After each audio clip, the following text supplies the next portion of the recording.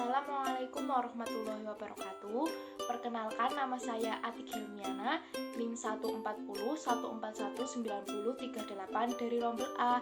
Di sini saya akan mempresentasikan hasil dari bahan ajar yang telah kita buat bersama teman saya, yaitu Ini Aprilia, NIM 140141906. Ini kami mengambil kelas 5, tema 3, subtema 1. Sebelum mengacu kepada bahan ajar yang telah kita buat, di sini saya akan menjelaskan sedikit tentang bahan ajar, yaitu tentang 1. Pengertian bahan ajar, 2. Jenis bahan ajar, 3. Karakteristik bahan ajar, 4. Kriteria bahan ajar, 5.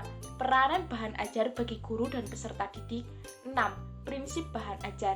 Langsung aja ya kita ke pertama, yaitu tentang pengertian bahan ajar.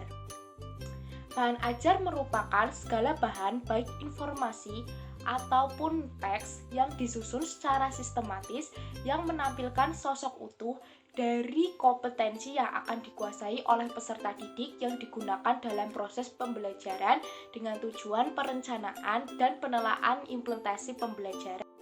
Yang kedua adalah karakteristik bahan ajar. Bahan ajar memiliki beberapa karakteristik. Widodo dan Dasmani dalam Eka Lestari mengungkapkan bahwa karakteristik bahan ajar itu ada 5. Yang pertama yaitu self-instruction, yang kedua user-friendly, yang ketiga stand-alone, yang keempat adaptif, dan yang kelima self-contained. Dalam memilih bahan ajar, kita harus memiliki kriteria. Kriteria itu sendiri yaitu yang pertama, bahan ajar harus relevan dengan tujuan pembelajaran. Yang kedua, bahan ajar harus sesuai dengan taraf perkembangan anak. Yang ketiga, bahan itu harus menarik dan merangsang aktivitas siswa. Yang keempat yaitu bahan ajar itu harus disusun secara sistematis, bertahap, dan berjenjang. Yang kelima, bahan ajar yang disampaikan kepada siswa harus menyeluruh, lengkap, dan utuh. Jenis-jenis bahan ajar. Yang pertama yaitu bahan ajar cetak. Bahan ajar cetak itu misalnya handout, buku teks, brosur, poster, modul, LKS, dan model.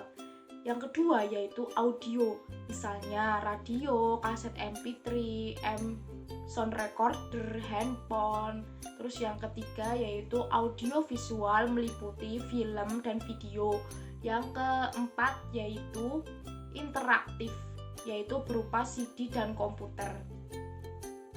Selanjutnya yaitu peranan bahan ajar. Peranan bahan ajar bagi pendidik yaitu yang pertama menghemat waktu guru dalam mengajar. Yang kedua yaitu mengubah peran pendidik dari seorang pengajar menjadi seorang fasilitator. Yang ketiga yaitu meningkatkan proses pembelajaran menjadi lebih efektif dan interaktif. Selain bagi pendidik, juga peranan bahan ajar bermanfaat bagi peserta didik, yaitu yang pertama, peserta didik dapat belajar tanpa harus ada guru atau teman siswa yang lain. Kedua, peserta didik dapat belajar kapan saja dan di mana saja yang ia hendaki. Yang ketiga yaitu peserta didik dapat belajar sesuai dengan kesempatan sendiri. Yang keempat yaitu membantu potensi siswa untuk menjadi pelajar mandiri. Yang terakhir yaitu prinsip bahan ajar. Prinsip bahan ajar ada 3. Yang pertama yaitu prinsip relevansi, yang kedua prinsip konsistensi, yang ketiga prinsip kecukupan. Selanjutnya yaitu kita akan menampilkan hasil bahan ajar yang telah dibuat oleh kelompok dengan mengambil tema 3 kelas 5 subtema 1 yang akan membahas tentang pencernaan hewan dan pencernaan manusia. Inilah bahan ajar yang telah dibuat oleh kelompok kami. Tampak depan yaitu sampul, terus kata pengantar, daftar isi, KD dan tujuan. Di sini kami mengambil kompetensi dasar 3.3 tentang menjelaskan organ pencernaan dan fungsinya pada hewan dan manusia serta cara memelihara kesehatan organ pencernaan manusia. Tujuannya di sini yaitu siswa dapat mendeskripsikan organ pencernaan yang terdapat pada hewan dan fungsinya. Siswa dapat mendeskripsikan organ-organ pencernaan pada manusia. Setelah itu ada paparan materi, soal evaluasi yang terdiri dari pilihan ganda, isian singkat, dan uraian, dan yang terakhir ada daftar pustaka. Materi yang ada di bahan ajar ini akan dijelaskan oleh teman saya yaitu saudari Feni Aprilia. Selanjutnya, saya akan menjelaskan sedikit mengenai materi yang ada pada bahan ajar, yaitu mengenai sistem pencernaan. Sistem pencernaan dapat kita temui pada hewan dan manusia. Nah, di sini saya akan menjelaskan proses pencernaan pada hewan ruminansia dan proses pencernaan pada manusia. Berikut saya akan menjelaskannya. Nah, di sini saya akan menjelaskan sistem pencernaan pada hewan ruminansia. Contoh hewan ruminansia adalah sapi. Di sini saya akan menjelaskan proses pencernaan pada sapi.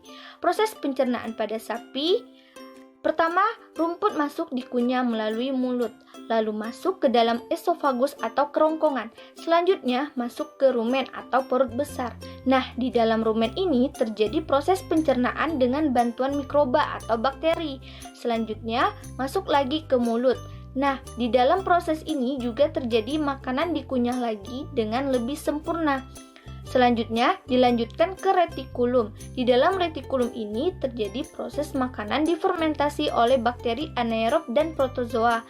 Selanjutnya masuk ke omasum dan terakhir masuk di obamasum. Nah, di obamasum ini terjadi proses pencernaan dengan bantuan enzim pepsin.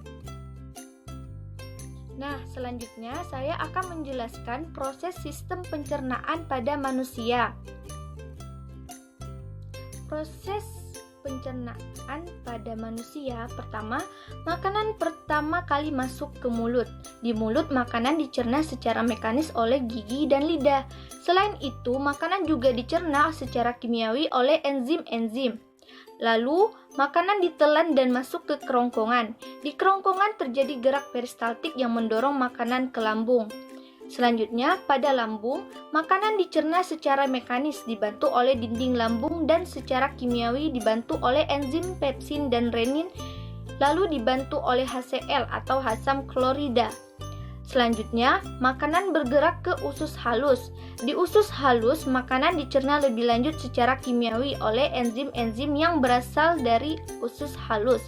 Di usus halus juga terjadi proses penyerapan sari-sari makanan. Lalu, sisa pencernaan akan masuk ke usus besar. Pada usus besar terjadi proses penyerapan kembali atau reabsorpsi. Sisa pencernaan ini juga dibusukkan oleh bakteri. Sisa pencernaan yang sudah tidak diperlukan tubuh akan dikeluarkan melalui anus. Baiklah, itulah proses pencernaan pada hewan ruminansia dan proses pencernaan pada manusia. Sekian dari kelompok kami, kurang lebihnya mohon maaf. Wassalamualaikum warahmatullahi wabarakatuh.